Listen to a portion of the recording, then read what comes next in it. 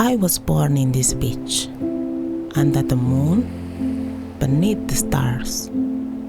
My mother came from far away just to lay her eggs here in Mozambique. There were hundreds of us, but only a few made it to the waves. Every year, hatching like me take a wild, impossible journey, drifting 2,000 kilometers down the coast, facing predators, plastic, and storms. Some of us make it to South Africa, and that's when we washed up, cold, weak, and lost. My name is Yudmila Chunguane. I am a marine biologist and a Darwin leader. Like turtles, I was born by the same shores. Mozambique is my home too. And today, I traveled 2,000 kilometers like them to understand how the Turtle Conservation Center rescues, rehabilitates, and releases these ancient, amazing travelers back to the wild.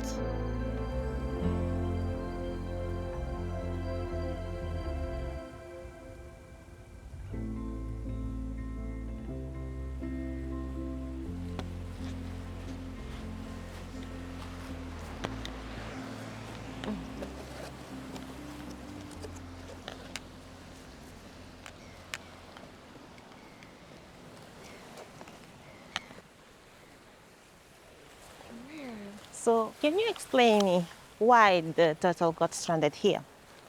There's a high chance that he was probably cold stunned. I'm not sure if you know, but the South African coastline, the South African coasts actually, is extremely diverse, number one, and that is because of the different oceans on both sides of the coast. So on the east coast, we've got a beautiful warm Agulhas current associated with the Indian Ocean. So that's a warm temperature area. So that temperature sits between 18 and 27 degrees Celsius. On the west coast, you've got the cold Benguela current in the Atlantic Ocean. So that's between 9 and 16 degrees Celsius. So that is a very big temperature difference. And when they hatch, they'll make their way into the warm Agulhas current. But the way that the warm Agulhas current works is it's a really fast current. So it pushes them down towards the south. And when it reaches the south, there's a bit of a mixing because of the retroflexion at the southern areas, in the Southern Ocean. And that causes for that warmer Agulhas current and the Benguela current to mix.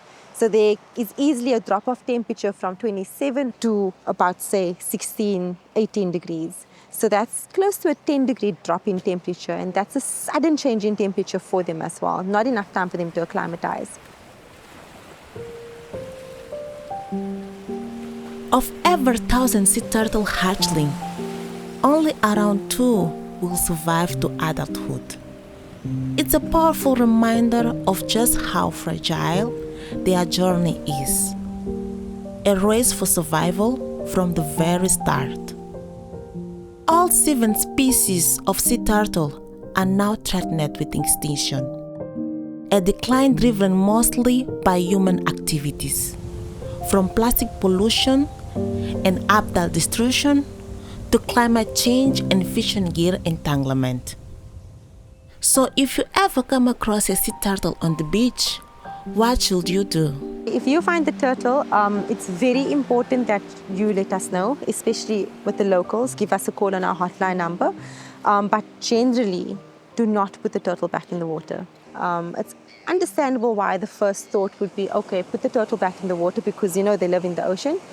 But if the turtle is not nesting on the beach, that turtle has no reason to be on that beach. It means that that turtle is injured. There's something going on internally. Something's happening and that turtle needs help. We've got our turtle? Yes. Let's go to the Turtle Conservation Center and give it the care it needs. A dedicated network of over 2,000 volunteers plays a vital role in sea turtle conservation. Their awareness and quick action can mean the difference between life and death of every stranded sea turtle.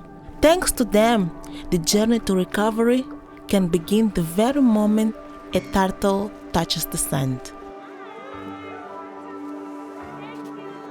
Here at the Turtle Conservation Center, rescued turtle begins their healing journey, surrounded by people who care.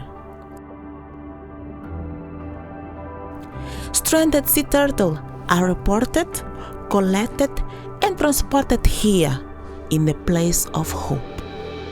They come in on the brink of death. They have undergone huge trauma and stress and pain, but they don't give up. I mean, each little time you see them take a deep breath, even if it's a painful breath, and each little bite of food, each attempt to dive, turtles are remarkably able to overcome. And for each little turtle that overcomes, I feel refilled with hope, because we can do the same. We can carry on day by day, doing our best. And every person that I hear that is joining our network, that is inspired by turtles, I'm like, yes, let's build this community. Let's build a community of hope for our turtles. Let's represent them, let's share their stories, and let's remember that like each little turtle is doing its best every day to get better and stronger, we can do the same every day. So it's the turtles, 100%, that fill me with hope. Follow us in the second episode to find more about the conservation work behind all of this from the Turtle Conservation Center.